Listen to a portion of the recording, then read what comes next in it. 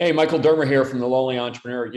All the time people are trying to figure out in our entrepreneurial journeys, what are the personal traits and characteristics do we need to have to kind of take this passion that we have and turn it into success?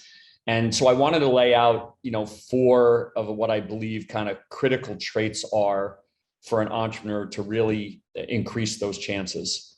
First is, and this may surprise you a little bit, is ego. You need to have the belief in yourself, right?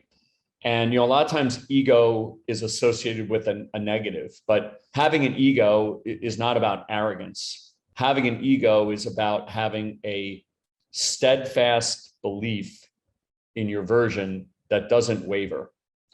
And that takes, if you've ever read anything about the id and the ego, it takes ego to be able to do that. We've shared with you before, when we launched our health rewards business, the healthcare industry said, we will never do this, right? But think about other concepts like Uber. Here, let me describe this to you. You're going to get in someone's car who you don't know, and they're going to take you somewhere and they're going to pay you. Or you're going to stay in someone's home that you don't know overnight, and you're going to pay them. And you mean, wait a minute, that's a hotel. No, not a hotel, just a person, right?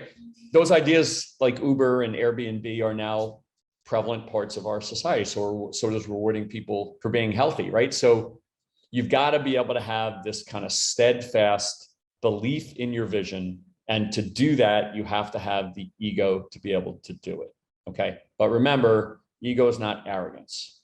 Secondly, what has to go hand in hand with that ego is humility. Being an entrepreneur is a series of lots and lots of skills that you have to learn. It is not just, I have passion and grit and a good idea. That's not enough. Everybody has passion and grit and a good idea, right? It's the humility it takes to say, okay, I've got something, an idea, a concept, a business that I really want to bring to life. So while you need the ego to tell the world that you're going to do something that maybe hasn't been done before, is going to be done differently, like many of us do, it's also the humility to understand there's lots and lots and lots I need to learn, right? If you said, how many skills does it take to be an entrepreneur? It's hundreds, right? When somebody trains to be a doctor, they go through normal training and residency and right to learn a skill. But with entrepreneurs, like we didn't say it's a whole bunch of skills. So you have to embrace that. Not resist it, don't feel insecure about it, but embrace it and be humble about the opportunity to learn and get better at it each and every day. One thing we said during the pandemic, we said to people the day after, right?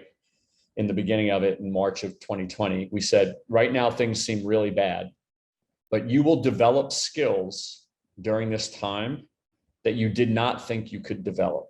And when you look back afterwards, right, you will be so much better as an entrepreneur, right? It's the humility to embrace that learning journey to give you a better chance of success. Okay, so you got to have ego. You got to have humility. Next is the way you communicate.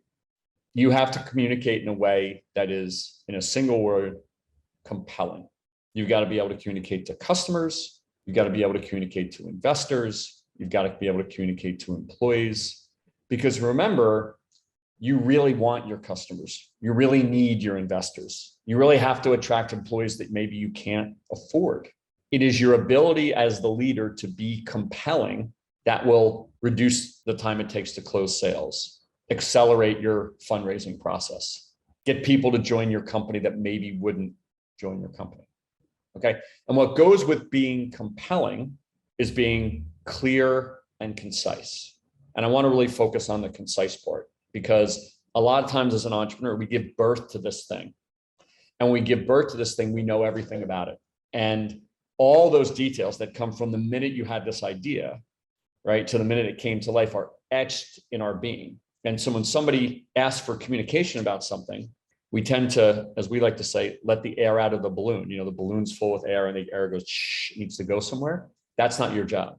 Your job is to tell them the theories of this and the properties of that got them to the point. It's the ability to communicate in a compelling way to get people to move.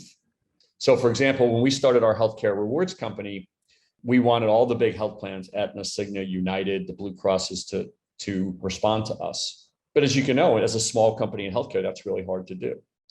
So this is the message I used to leave on the voicemails of CEOs of these Fortune 1000 companies. We believe that in 5 years, a health plan that does not have a reward program will not be able to compete in today's marketplace. We'd like to talk to you about it.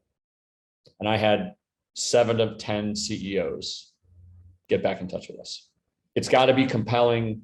Compelling is not just clear, which of course it needs to be. It absolutely has to be concise, okay? But the other part of compelling is it's got to tie to something that really, really matters to the person on the other side of the table, okay? So you've got to have ego. You've got to combine that ego with humility. You've got to be compelling in the way to communicate to attract and accelerate customers and investors and employees.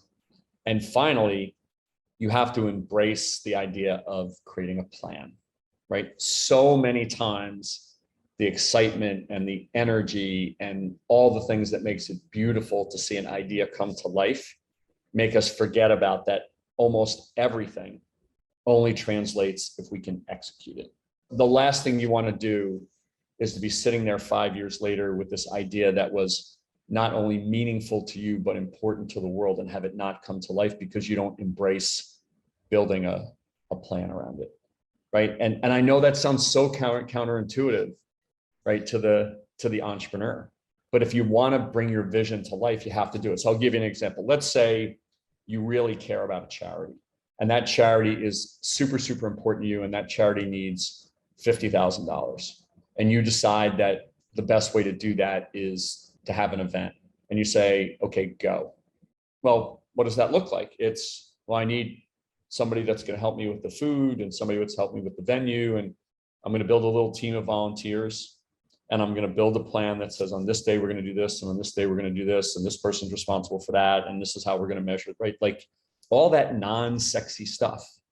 So if you have your weekly meeting with your charity team and the food person is falling behind, you're like, listen, you got to get on it, or we have to help you because now we got to make sure the food's right.